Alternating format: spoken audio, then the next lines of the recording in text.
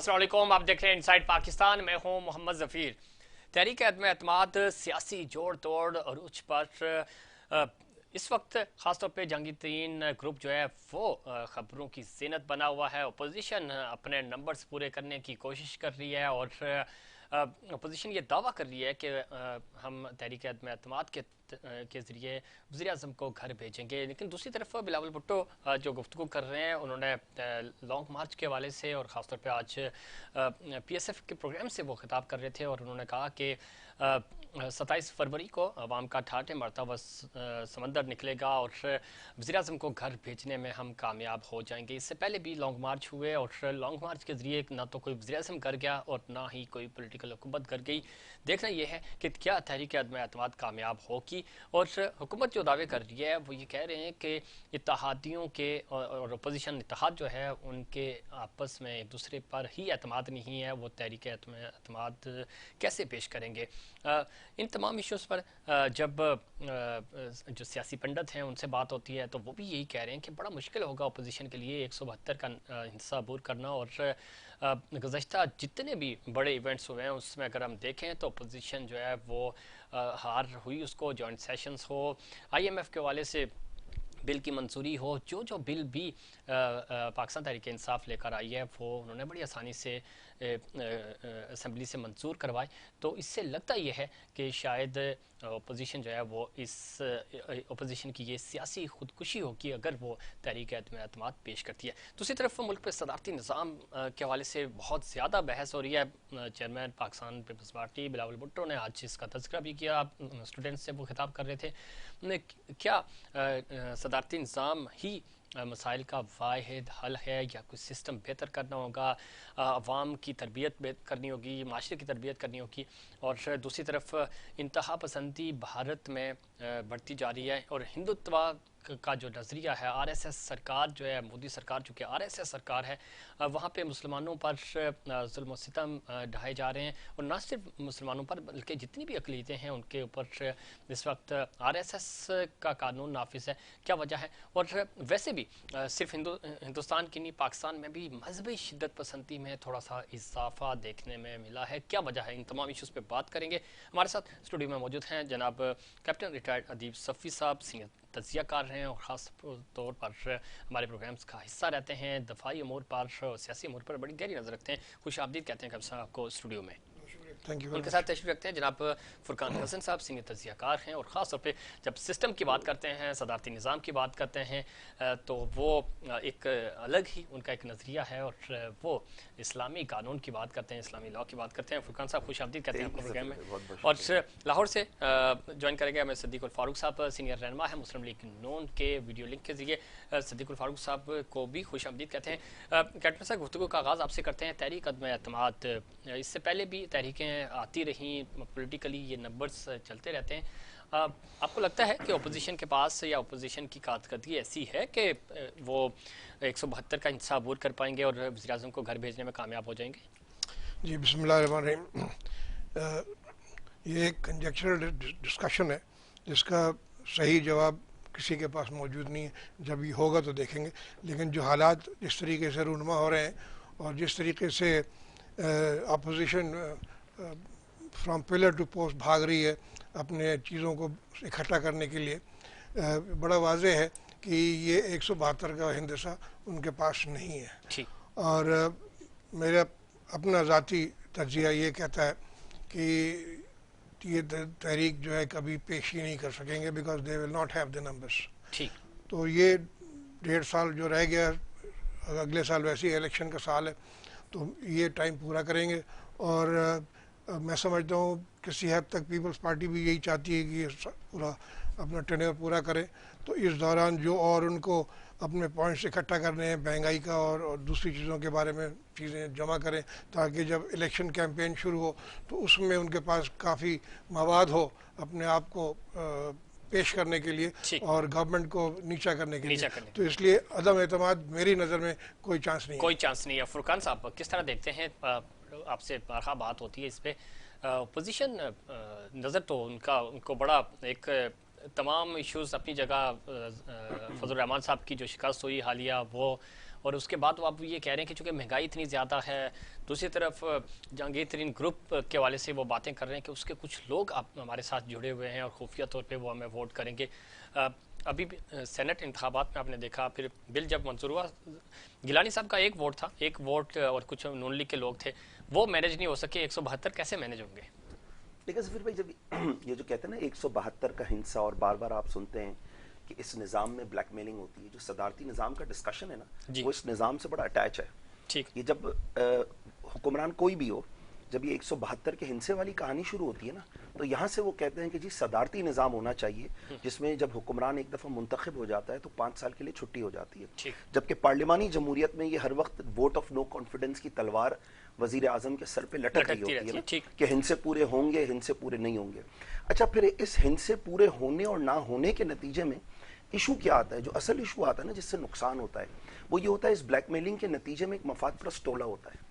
वो मफाद परस्त टोला अपने फायदे उठा लेता है, चीनी के क्राइसिस क्रिएट कर देगा, चावल के क्राइसिस क्रिएट कर देगा, गाड़ियों की मैन्युफैक्चरिंग की इंपोर्ट बंद कर देगा ताकि लोकल मैन्युफैक्चरर, इस मुल्क में आप देखें गाड़ियां कितनी महंगी हो गई हैं, या आप और चीजें देख लें, स्टील देख लें, सीमेंट देख लें।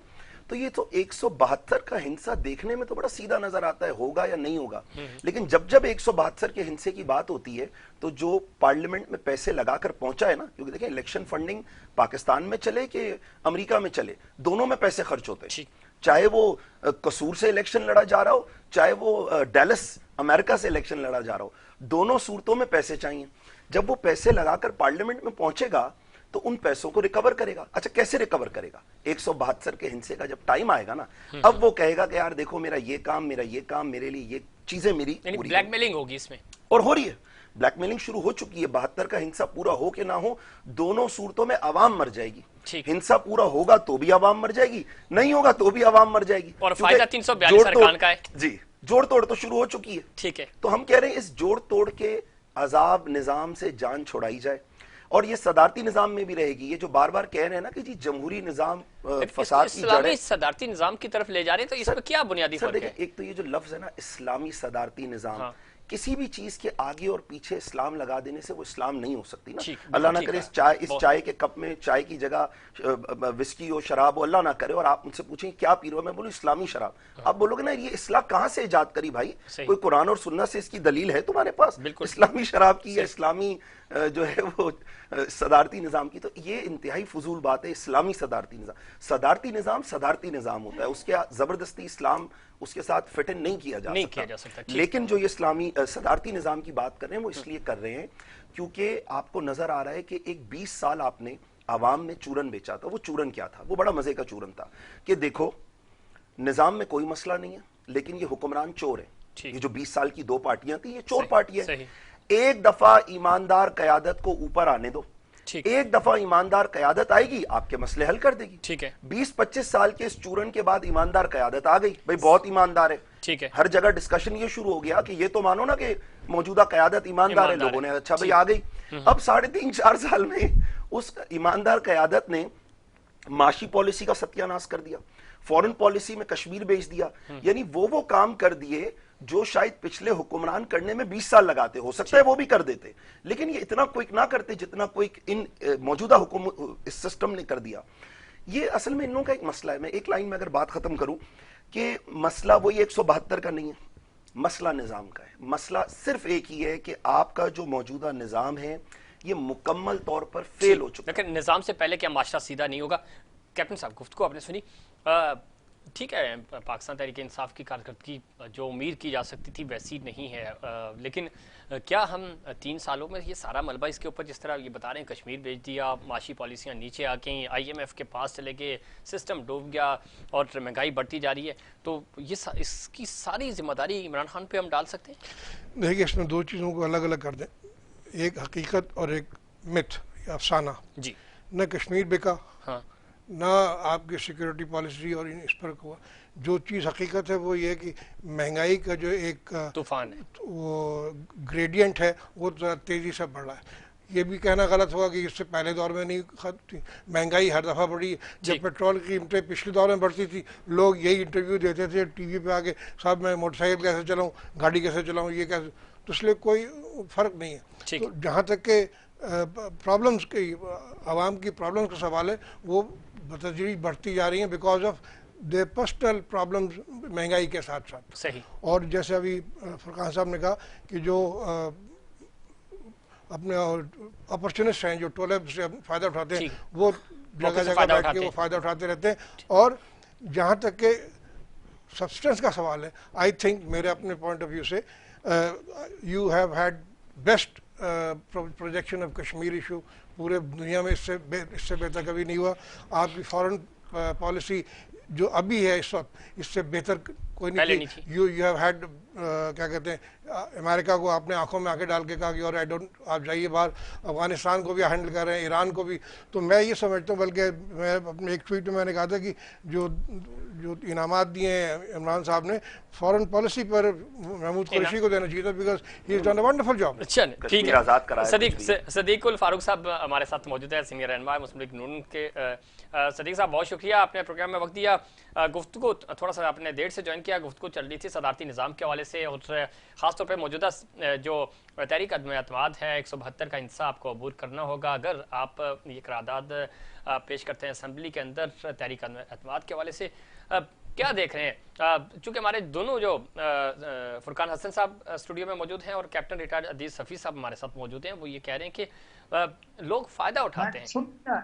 अच्छा, सुन लिया, ठीक, रिस्पॉन्ड करें सर। मैं ऑफ द स्क्रीन गुफ्तगू सुन रहा था, पता नहीं आपको ये एहसास हुआ कि मैं आपके साथ नहीं। 2 दफा कैप्टन साहब फरमा चुके हैं, मैं सुन चुका हूं, मैं बराह रास्त अर्ज करता हूं। ठीक है, आपका मौका सर। देखिए, पहली बात तो ये है कि अच्छी बातें करते हैं फुरकान साहब इस्लाम के हवाले से, ठीक, और सदारती निज़ाम और वगैरह वगैरह। हमारे बहुत से लोग सदारती निज़ाम की बात इसलिए करते हैं कि उन्हें लामहदूद इख्तियारात मिल जाए। ठीक, वो ये समझते हैं कि जी इस पार्लिमानी निज़ाम में हमें इसका ख़तरा रहता है, फलां का ख़तरा रहता है। तो ये काफ़ी दिन तो आपका ख़तरा नहीं रहा।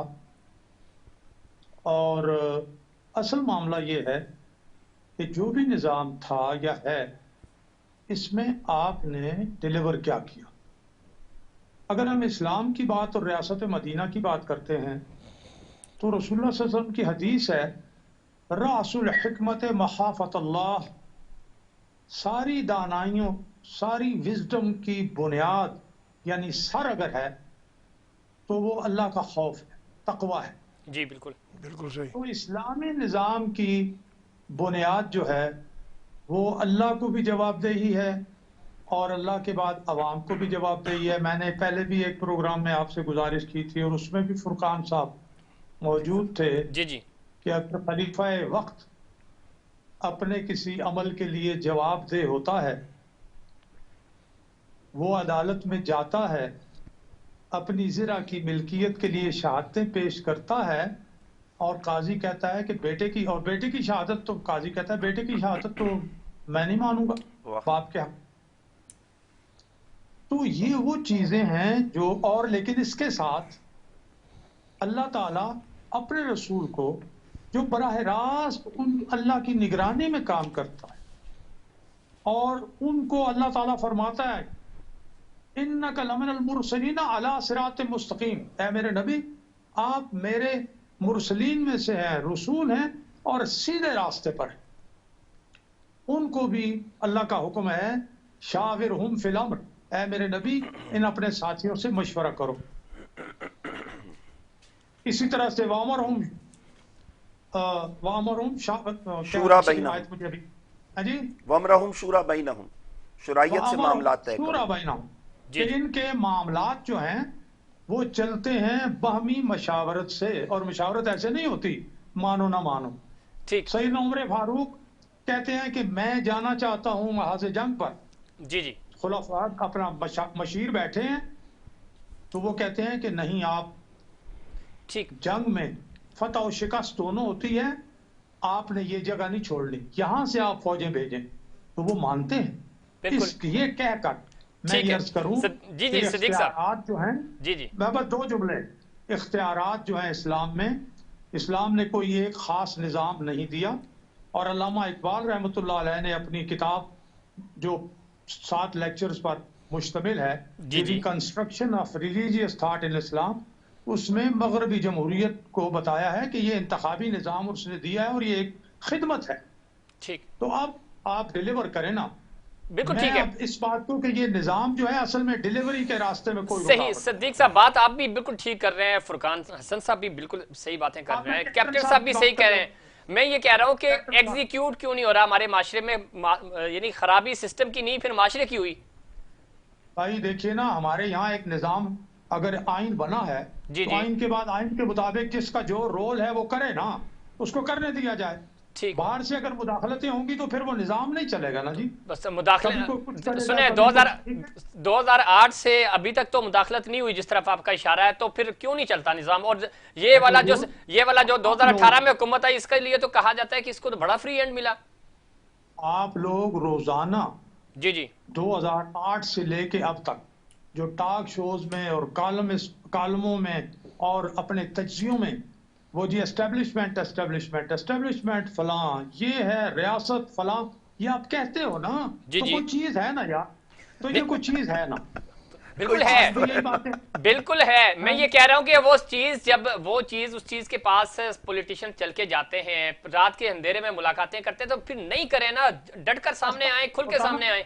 तो सुनिए, देखिए, फिर आप मसला ये है, 2018 सुनिएगा सिद्दीक साहब, आप बहुत अच्छी हाँ। बात करते हैं। 2018 के बाद तो जिस एस्टेब्लिशमेंट की हम बात करते हैं वो तो हुकूमत के साथ खड़ी थी, 3 सालों में करते डिलीवर क्यों नहीं किया? फिर मलबा फिर एस्टेब्लिशमेंट पे और हमारे फौजियों पे और रियासत पे डालना शुरू कर देते हैं। मैं फिर किस पे मलबा पॉलिटिकल सेटअप परफॉर्म नहीं कर पा रहा, फिर माने पॉलिटिकल सेटअप को इंडिपेंडेंटली अगर काम करने दिया जाए, ठीक, पॉलिटिकल सेटअप परफॉर्म करेगा, बिल्कुल यार, करेगा। ठीक। अपने इदारे बनेंगे। अपने मिसाल के तौर पर तय हो जाए कि हर 5 साल के बाद जी, 14 अगस्त को इलेक्शन होने हैं, क्योंकि ये दिन क़याम पाकिस्तान का है, सही, और वो 14 अगस्त को इलेक्शन हो, और जो वोट जिस तरह से आजादाना मिले जिसको, वो इख्तिदार में आ जाए। ठीक है। मैं एक बात जो करना चाहता हूँ अपना, ये हम फिर किसी वक्त तो मजीद बात भी करेंगे। जी, जी, बिल्कुल। कैप्टन बात है, कैप्टन साहब ने कहा जी कश्मीर नहीं बिका और अवाम तो जी महंगाई होती ही रहती है। जनाब अली, बिकना अगर मुहावरतन कहा जा रहा है तो कैप्टन साहब से मेरी दरख्वास्त होगी आपके जरिए, बराह रास्त नहीं, मैं बराह रास्त उन्हें नहीं मुखातिब करूंगा, कि बराह रास्त का काइंडली अपने वजीर खारजा का वो बयान पढ़े कि जब उन्हें कहा गया कि ये जो एनेक्सेशन हो गई है, तरमीम कर लिया उन्होंने आइन में, तो उन्होंने कहा ये अंदरूनी मामला है, लेकिन हम डेमोग्राफिक चेंज नहीं होने देंगे। ठीक है, भाई वो जो काम था वो उन्होंने कर लिया, डेमोग्राफिक चेंज में आप क्या करेंगे चले, यार? ठीक है। इसका सदीकुल जवाब फारूक साहब, कैप्टन साहब चूंकि पहले भी उन्होंने इशारा किया था, वो कुछ बात आपसे करना चाह रहे हैं, तो मैं चाहूंगा कैप्टन साहब बिल्कुल आप कंटिन्यू कर सकते देखिए, हैं। मैं भी अच्छा, एक कश्मीर सेकंड जी, सदीकुल फारूक साहब आप ऐड कर लें 2 जुमले, मैं आ रहा हूँ। कश्मीर एक सदीक साहब ऐड कर रहे हैं, फिर मैं आपकी तरफ ही आऊंगा। जी सदीक साहब। सुन, अवाम की जिंदगी में अगर आमदनी बढ़ती चली जाए, उनकी ठीक, रुपए की कुव्वत खरीद बढ़े, हमारी जीडीपी बढ़ती चली जाए, हमारे लोग जो हैं वो अच्छे प्रोफेशनल बने, मुल्क के अंदर उनके लिए रोजगार हो, तो चीजों की कीमतें भी अगर बढ़े तो कुछ नहीं, उनकी कुव्वत खरीद बढ़ रही होती है। जिस तरह अमेरिका और दूसरी जगह इन ममालिक में होता है। अगर कुछ महंगाई हुई है तो रुपए के मुकाबले में डॉलर की कीमत भी देखें, ठीक है, तो वहां में ज्यादा महंगाई नहीं महसूस होती। ठीक हो गया, ठीक है, आपका पॉइंट आ गया जी कैप्टन साहब। अब मुझे दो जी, जी, टाइम बिल्कुल, देंगे क्योंकि बिल्कुल, ये आप 3 मिनट सर, 2 नहीं 3 मिनट हाँ, बोले। देखिए कश्मीर का जो सवाल है, जो जिसका अभी जिक्र हुआ कि 5 अगस्त को ये इंडिया ने ये काम किया, इसको ज़रूरी है कि इसका सही पर्सपेक्टिव देखा जाए। ठीक है, ज़िया-उल हक साहब ने जब इंडिया गए थे और राजीव गांधी वो ब्रास्ट एक्सरसाइज कर रहा था, प्लान कर रहा था पाकिस्तान पे हमला करने की, पूरा लोगों को पता था। उस वक्त जाके उन्होंने राजीव को कहा था कि if when I go back and I land I don't hear that तुमने ये अपना ये ड्रामा बंद नहीं किया, तो I will give only one order, fire. सही, ठीक है, मुझे ही पता है कि इन रिटेलिएशन हमारा क्या होगा। दुनिया में बहुत सारी इस्लामी ममलिकतें मौजूद हैं, लेकिन तो इंडियन हिंदू ममलिकत कोई मौजूद नहीं, तुमको मैं सफ़े हस्ते से मिटा दूंगा। ठीक, दैट वाज न्यूक्लियर डिटेरेंस। सही। अब सुनने की बात है, that was nuclear deterrence which continued till his time and subsequently. ठीक, इसको किसने कॉम्प्रोमाइज़ किया? इस अपीसमेंट की पॉलिसी किसने शुरू की? नवाज शरीफ ने शुरू की। जो उनके घर पहुंच गए, उनको उनके घर आ गए, वो एक अंदरूनी जो जो खौफ था वो आस्ते आस्ते ख़त्म होता चला गया। दैट डिटरेंस वाज अश्योर्ड कि तुम कर लो कुछ, हम नहीं करेंगे। The only thing is happened कि इत्तेफाक जब उन्होंने किया, it had crossed into this इनकी हुकूमत के, बट ये इसकी जिम्मेदारी जो है ये वो अपीजमेंट की पॉलिसी है जो आप उनके सामने लेटे रहें और उनको ये मौका मिला कि ये हरकत करें बिकॉज दे वर अश्योर्ड। अब जब जिस दिन करते हैं, इनको कितना टाइम हुकूमत में आए हुआ, प्लीज प्लीज, ठीक है, मैं उसके बाद जब आऊंगा आपकी तरफ जी, उसके बाद प्रेजेंट गवर्नमेंट उसको ऐड करती है। जहाँ तक reference to the foreign minister सवाल है, उन्होंने एक स्टेटमेंट दिया। पॉलिटिशियंस बहुत से स्टेटमेंट देते रहते हैं जिनका कोई सर पैर नहीं होता, उसका कोई मैं नहीं जवाब दूंगा। लेकिन जो जिम्मेदार इदारा है, they knew it very well कि किसने कॉम्प्रोमाइज़ किया। और उसके बाद हैंग ऑन बहुत ज़रूरी है। उसके बाद इसको मैं हर जगह कहता रहूँ कि it is mandatory, even present government की और पॉलिटिकल एंड मिलिट्री लीडरशिप की जिम्मेदारी है कि उस डिटरेंस को रिस्टोर करें। ये बात कहें कि अब हम इसको यूज़ करेंगे, ये जो फुलझड़ियाँ नहीं है किसी के शादी में इस्तेमाल करने की, these are the ones which will be use. और the moment you establish your deterrence, ये चीज़ें जो है ये अपनी नॉर्मल जगह पर आ जाएंगी। और इसमें कोई शक नहीं है, हज़ारों प्रूफ मौजूद है कि ये जो 19 अगस्त का जो ये 5 अगस्त का जो वाक़या था, ये it was because of the two appeasement policies by Nawaz Sharif. और उससे पहले उनका कि इन्होंने इंडिया को इतनी इंकरेजमेंट मिली कि उनको ये एश्योरेंस मिली, अमेरिकन की तरफ से ये एश्योरेंस मिली, अमेरिका के सामने आप जाके लेट गए थे, उन्होंने भी आपको सपोर्ट किया, तो इंडिया को ये ठीक है। मैं सिद्दीक साहब की तरफ जाने से पहले सर मैं आ रहा हूँ, लेकिन 4 पॉइंट फार्मूला मुशर्रफ साहब ने जो दिया था, आप नहीं समझते कि वो भी तकसीम की वजह बना था? वो फार्मूला जो था that was different. Let's not mix up the things. वो फार्मूला जो था वो उन्होंने नहीं एक्सेप्ट किया ना, because that was again in our advantage. ठीक, वो आपको एक में इंडिया टुडे का एक वो है जर्नलिस्ट, उसने लिखा कि जिस तरीके से यहाँ इसने नवाज ये मुशर्रफ साहब ने अपना कंडक्ट किया, जब वो यहाँ से टेक ऑफ करके गए तो मैं खड़ा ही देख रहा, काश कि ऐसे लीडर हमारे पास। ठीक है, तो दे देना उनको सर, बोले आप रख लो भाई। ठीक है, मैं फुरकान साहब की तरफ आऊंगा जी। सिद्दीकुल फारूक साहब, ओवर टू यू सर। मैं जल्दी से जवाब दे दूं। जी मैंने किताबें 2 लिखी हैं। एक मैंने लिखी है कारगिल एडवेंचर और ट्रैप, और ये 2006 में परवेज मुशर्रफ की किताब के साथ ही साथ आ गई थी, और उर्दू में उसका तर्जमा था कारगिल मार का या फंदा। उसमें एक लफ्ज की तरदीद नहीं की किसी ने, ना ISPR ने की, ना परवेज मुशर्रफ के किसी तर्जुमान ने की। दूसरी किताब मैंने लिखी परवेज मुशर्रफ के in the line of fire के रिबटल या रिजॉइंडर, 435 सफ़े का, सही, और उसका नाम है सुरखरू कौन। ठीक, एक लफ्ज की किसी ने तरदीद नहीं की। कैप्टन साहब से मैं फिर बराह रास्त मुखातिब नहीं हूं, लेकिन पता नहीं इन्होंने क्या लिखा और कहां से पढ़ा। ये जो इन्होंने ज़ियाउल हक का जुमला लिखा जी या यहाँ रिकॉर्ड पर, अगर ये कहीं किसी रिकॉर्ड पर मुझे बता दें, मैं आपको व्हाट्सएप कर दूंगा। वो कह रहे मैं प्रूफ भेज दूंगा। अभी सुन लें। ठीक है, जो अपना ज़ियाउल हक ने कहा वो बड़े तरीके से कन्वे किया। ठीक, और यहाँ इंडियन अपना साइंटिस्ट को बुलवा के डॉक्टर कदीर के साथ इंटरव्यू करवाया, कुलदीप नायर का, और उससे कन्वे करवाया कि जनाब हमारे पास एटम बम तैयार है। इंडिया ऑलरेडी न्यूक्लियर पावर था। जी नवाज शरीफ ने उनके 5 धमाकों के मुकाबले में 6 किए, मना करने के बावजूद। नवाज शरीफ मना करने के बावजूद सी पैक शुरू किया। मुझे ब्रेक का कहा जा रहा है, मुझे ब्रेक पे जाना है। ब्रेक जी मुझे ब्रेक पे जाना है। ब्रेक से वापस आऊंगा तो मैं इस पे आपसे जवाब भी लूंगा। कैप्टन साहब भी और फुरकान साहब भी हमारे साथ मौजूद हैं। लेकिन क्या ये वक्त का तकाजा नहीं है? और जो हमारी स्टेट पॉलिसी इस वक्त है वो भी यही है कि हमें कुछ भी है डायलॉग की तरफ बढ़ना होगा। जंग ज़ाहिर मसाइल का हल नहीं है, लेकिन कब क्या हुआ और कौन इसका जिम्मेदार है, कैप्टन साहब से भी पूछेंगे, फुरकान साहब से भी पूछेंगे, लेकिन उससे पहले एक कमर्शियल ब्रेक।